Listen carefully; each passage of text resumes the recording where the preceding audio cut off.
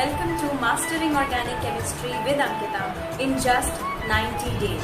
So today we're going to do lesson number 4, which is the naming of unsaturated hydrocarbons. So let's get started and let's get on with the video.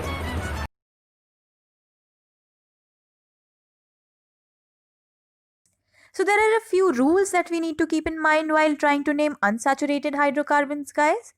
And the first rule that you need to remember is that the maximum number of multiple bonds has to be included in the principal carbon chain, even if it violates the longest chain rule.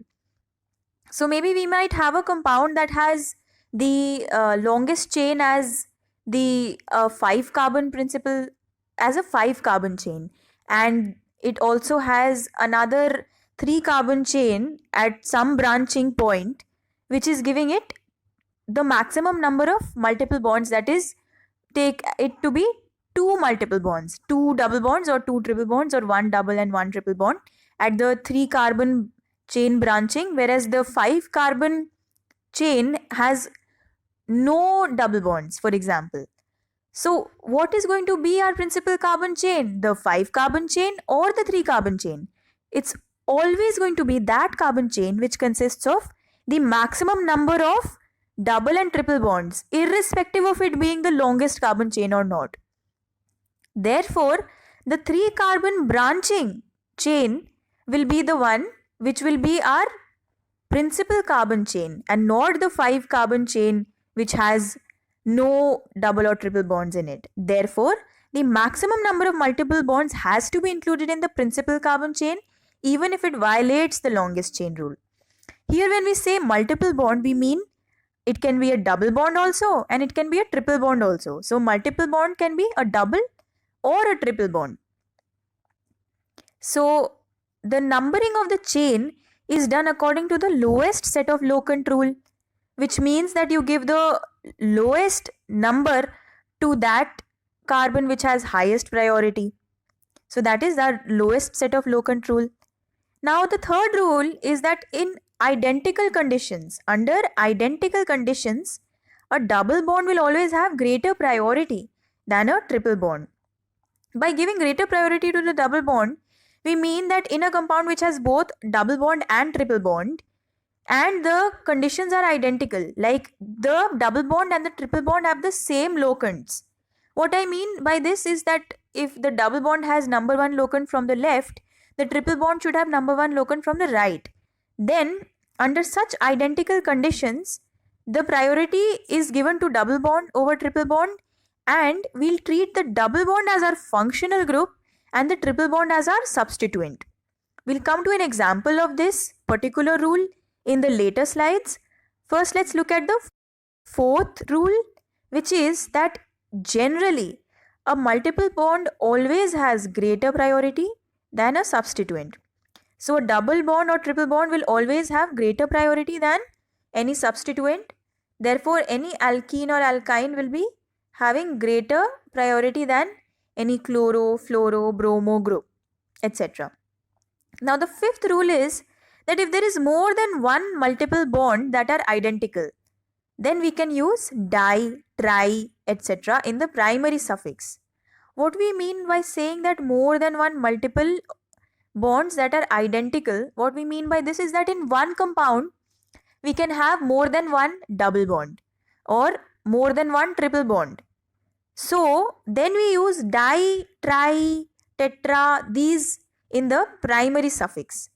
Examples are diene, diene, where diene stands for 2 double bonds in the same compound, and diene stands for 2 triple bonds in the same compound. Now we see that the sixth rule is about the root word.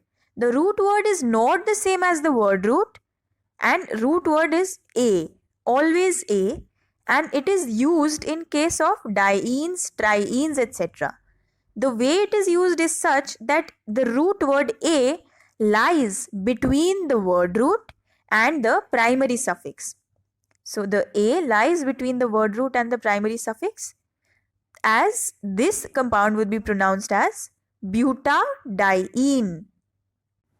Okay guys, so now let's come to a few questions that will help us clear whatever we have learned until now. So the first question we can see consists of this 4 carbon principal carbon chain and a double bond, which is going to be given number 1 locant, because there is no other group that it is going to have to compete with. So therefore it is easy to see that the double bond is given number 1 locant and it is a 4 carbon principal carbon chain. So the name of this compound would be but1-ene or 1-butene, or simply butene also you can call it. So the name of this compound is but1-ene or 1-butene. Now let's look at the second question. In the second question, we can see that there are 1, 2, 3, 4, 5, 6 carbon atoms in the principal carbon chain. There is a double bond and there is a substituent, that is chlorine.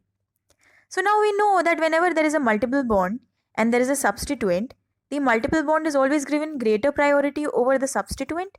So the double bond here we'll treat as our functional group and the chlorine will be our substituent. So basically what we mean is that we'll give higher priority to the double bond as compared to the substituent, and the numbering will start from that side which is closer to our higher priority double bond. So it will start from the right. So we can see that we are going to give the locant 2 to our double bond and 4 to our substituent. So the name of this compound, guys, any guesses? Yes, it's going to be 4-chloro-hex-2-ene. That's the name of this compound.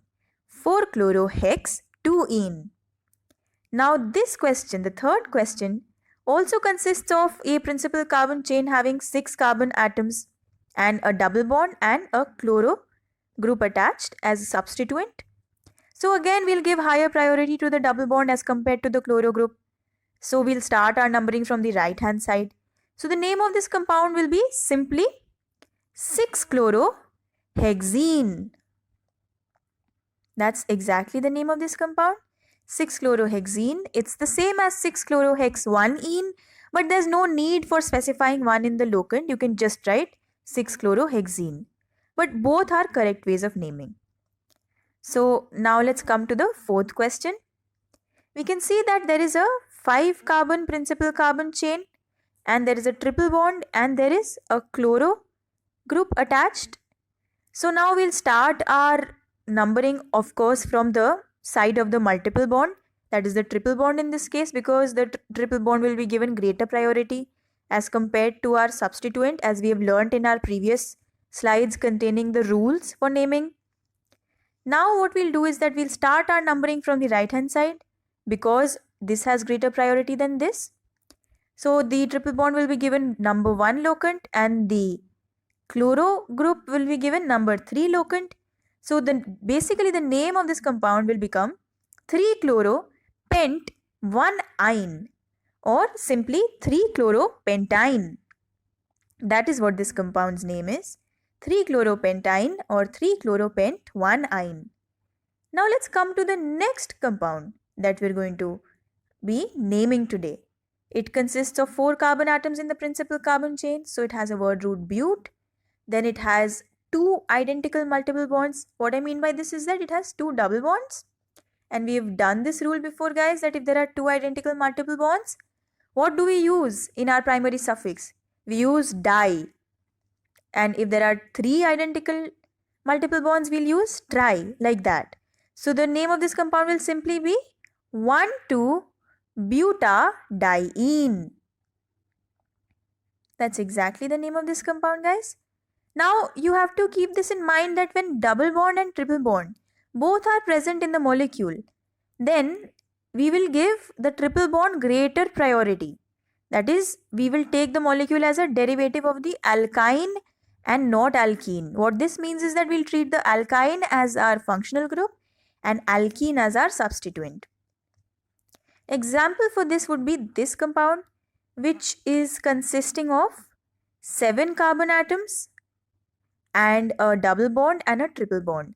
But remember, guys, the conditions are not identical. Under identical conditions, always the double bond has greater priority over triple bond only when the locants are same or the conditions are identical. But here it's not identical conditions because we have our numbering from the right, we see the double bond gets number 1 locant, and from the left, the triple bond gets number 2 locant. So thankfully, it's not identical. So we'll use our triple bond as our functional group and double bond as our substituent. So the naming of this compound will be such that the triple bond gets lowest locant.